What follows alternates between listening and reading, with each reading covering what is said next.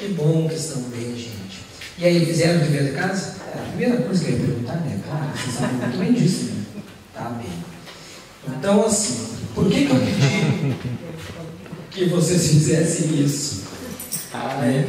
Claro, o dever de casa. Tu não fez o dever de casa? Não.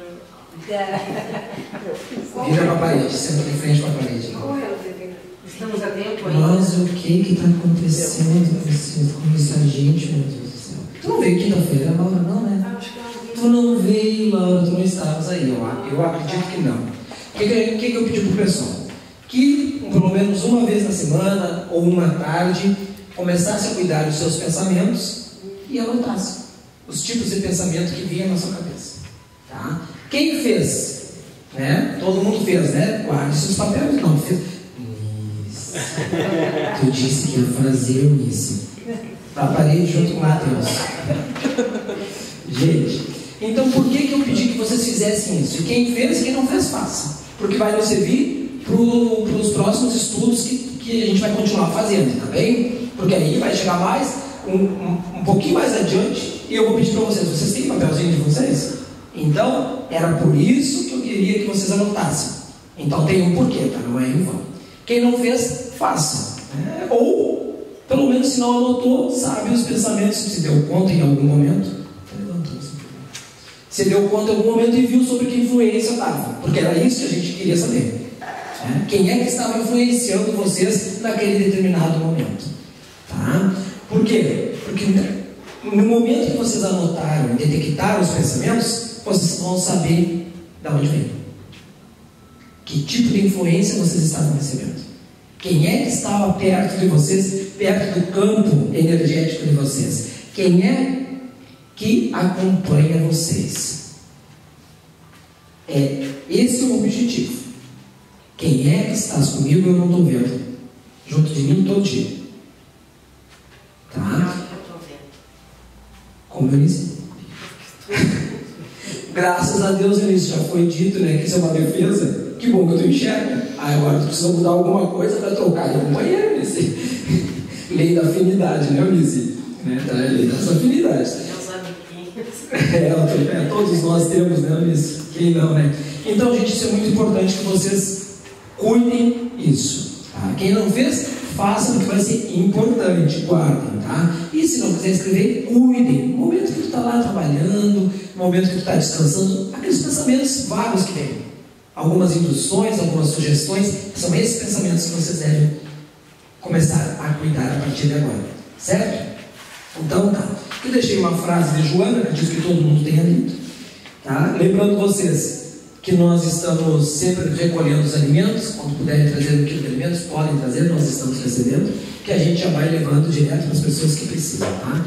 Voltando ao livro dos médiuns, no capítulo 24, agora a gente vai falar sobre a identidade dos espíritos, as provas possíveis da identidade, o modo de se distinguir os bons dos maus e questões sobre a natureza e identidade dos espíritos. Tá? Então o que foi? A gente conversou sobre obsessão, como funcionava, como não funcionava, como era, como não era. Vocês estão lembrados disso, né? Pelo amor de Deus, né, gente? Tem que estar lembrado.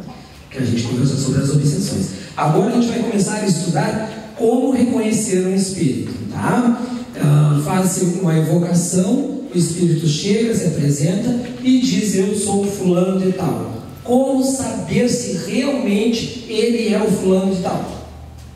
É isso que nós vamos começar a estudar, tá? Então o livro nos explica bem claramente os cuidados que a gente deve ter, como proceder perante uma situação e o que fazer quando a gente ficar com uma dúvida, né? Mas eles sempre nos falam, e a gente sempre fala aqui, o que difere o espírito do outro no plano espiritual é a moral, né? A moral do espírito, né? Isso é muito importante. Mas a gente vai conversando agora, vamos estudando e, como sempre, vamos nos questionando, né, para a gente descobrir. Então, nas provas possíveis de identidade, o que nos diz o livro? Diz assim, ó: a questão da identidade dos espíritos é uma das mais controvertidas, mesmo entre os adeptos do espiritismo. É que, com efeito, os espíritos não nos trazem um ato de notoriedade e sabe-se com que facilidade Alguns dentre eles tomam nomes que nunca me pertenceram. Então, o que acontece? Esse é um grande problema, porque a gente não consegue ver. É só através de uma incorporação, não é? Era assim que funcionava. Quando Kardec começou a fazer os estudos, sentava o médico, incorporava e se apresentava. Eu sou Fabiano e eu nasci em tal época e eu vim deixar a minha mensagem. Como ele tinha que detectar isso? Como ele sabia quem é? Porque geralmente dava um nome conhecido. E como saber que realmente é o dito que está ali? Né? Sou São Francisco de Assis. Como saber que realmente é Francisco de Assis que está ali? Então, isso é porque eles não trazem, né, uma fotinho com eles, né? A gente não está enxergando, não tem como ver eles. E um grande problema também que nós temos, que nós já estudamos sobre isso, que os espíritos, quando têm força mental do outro lado, capacidade, eles moldam o seu corpo. Não é assim, o corpo astral eles moldam. Tá? Então não devemos também confiar muito no que a gente vê. A gente tem que cuidar o todo, e é isso que a gente vai estudar aqui, tá, gente? Por isso mesmo, depois da obsessão, uma das maiores dificuldades do espiritismo prático. Tá? Depois da obsessão, que é o que aterroriza, né, os médiuns e as pessoas atualmente no nosso planeta, e sempre aterrorizou, sempre existiu, né? Descobrir quem realmente é uma grande dificuldade. Tá? Todavia, em muitos casos, a identidade absoluta não passa de questão secundária e sem importância real. Já falamos sobre isso também, né? Espírito de luz, que é espírito de luz, bons, evoluídos, benévolos, tão pouco importa o nome. Eles muitas vezes nem dizem quem são, e nem querem dizer, porque para eles, quem eles foram na existência passada é irrelevante. O importante é que eles são na atualidade, conseguiram alcançar seu grau de evolução, e o nome deles é sem importância. É importante para nós, porque nós vivemos muito de quê? De bengalas emocionais. Ah, meu Deus do céu, é São Paulo que está ali. Ah, meu Deus do céu, né? É mais um espírito de hierarquia elevada, abençoado por Deus, que nos protege, que protege o planeta e protege o todo, né? Mas nós, humanos pequenos que somos, né, precisamos enxergar, tocar. Aí um nome forte nos faz criar fé, ter confiança e querer mais, buscar mais. E infelizmente é assim. Um dia a gente vai se melhorar, né, e vai começar a crescer, e não vai precisar das tais bengalas emocionais. Mas para eles é mais que uma caridade. Eles fazem isso por amor a nós. Fica muito mais fácil de lidar com a nossa psicologia não desenvolvida, né, do que disseram: eu não sou ninguém, eu só vim aqui dar o recado, vai alinhar o que eu deixei dito e vocês tirem proveito disso aí. Não posso fazer isso. Quem é que está escrevendo? Não é assim? Nós precisamos saber. Mas isso é um grande problema. Por quê? Porque a maioria dos espíritos imperfeitos se fazem passar por eles.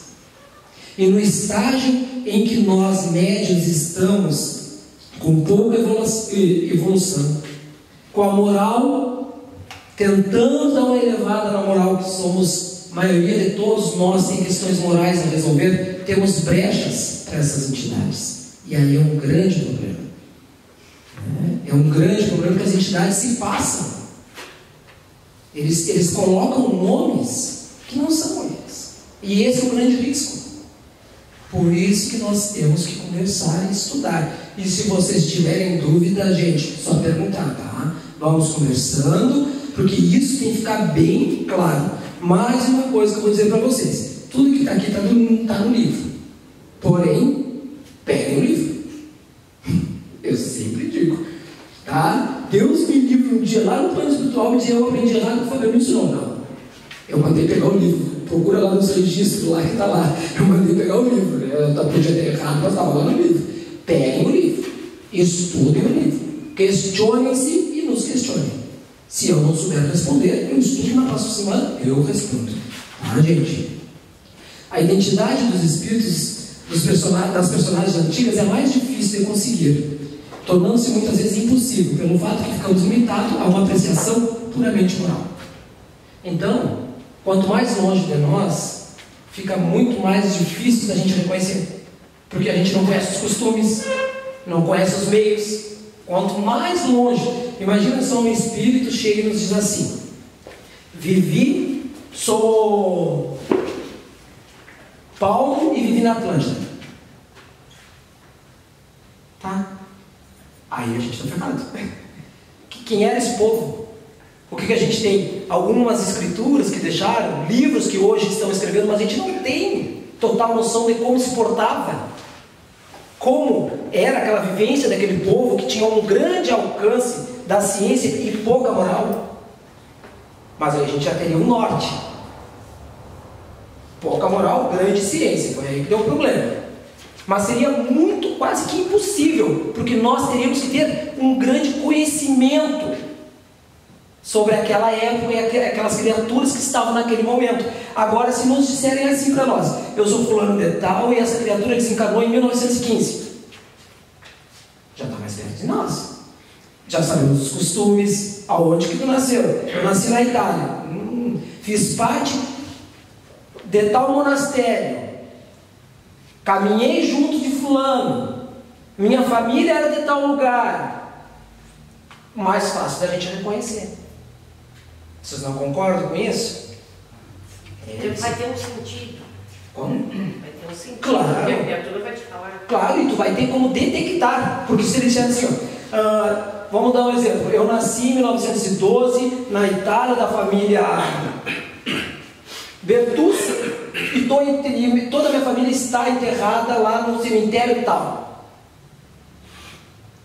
Todos os meus, da direita para a esquerda, tu vai lá e detecta e encontra todos.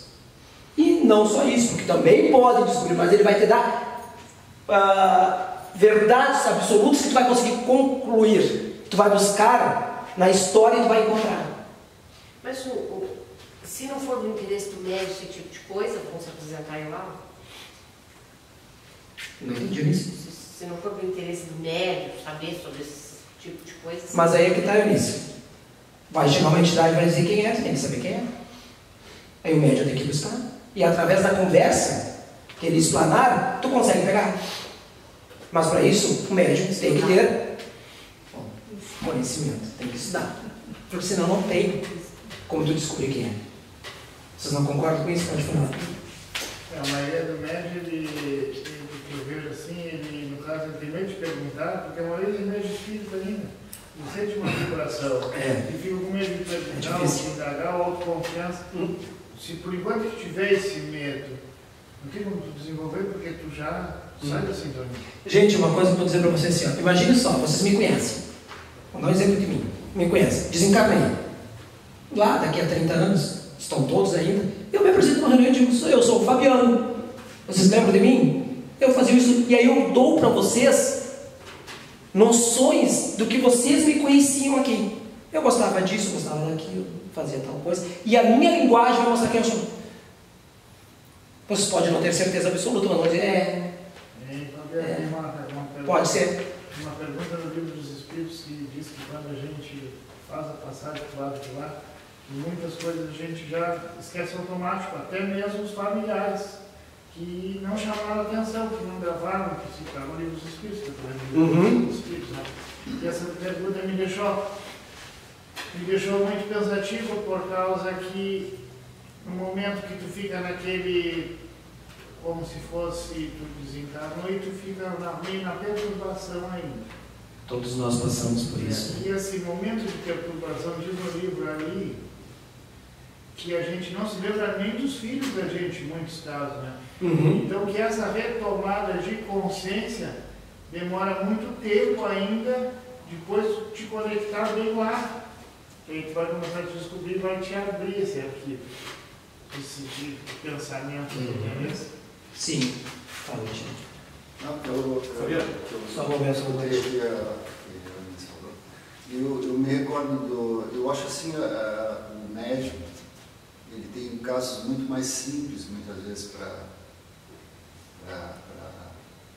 questionar. Por exemplo, psicografia de pessoas que partiram, que tiveram acidentes traumáticos, e que muitas vezes os familiares ficam à espera de uma notícia, né? E eu me lembro do filme do Chico, que era um filme sobre a vida dele, que ele entregou uma carta, eu acho que todo mundo viu esse filme, quem não viu, deve ver. Ele entregou uma carta para um produtor do programa que ele estava do Pinga Fogo. Sim, um grande programa, né? Meu Deus. Naquela carta continha uma expressão que só ele sabia, o pai do rapaz. E isso aí serviu de prova, foi a única vez que alguém foi absolvido com base numa prova psicografada. Então, o que me ocorre é o seguinte, que muitas vezes o médium pode receber uma psicografia e ele deve, como tu mesmo estava comentando, ele deve, é o dever do médium questionar sempre alguma prova da veracidade daquela mensagem. Uma prova inquestionável. Exatamente. Só assim, para terminar, eu tive uma tia que perdeu uma filha dela de maneira trágica, e ela foi no Chico várias vezes tentar receber uma carta da menina. Até que um dia ela recebeu a carta. E na carta continha os nomes de pessoas da família que receberam ela. Então aquilo era inquestionável. Por quê? Porque dentro daquele auditório, com centenas de pessoas, e só, claro, hoje em dia a gente sabe que o Chico é uma pessoa questionável nesse ponto, mas o que eu quero dizer é isso aí. Muitas vezes o espírito, ou a pessoa que parte para o outro lado, quando ela quer se comunicar ou ela quer dar um recado, é interessante da gente realmente questionar alguma informação que só ela sabe. Isso é muito importante, porque isso realmente dá a veracidade da situação dele.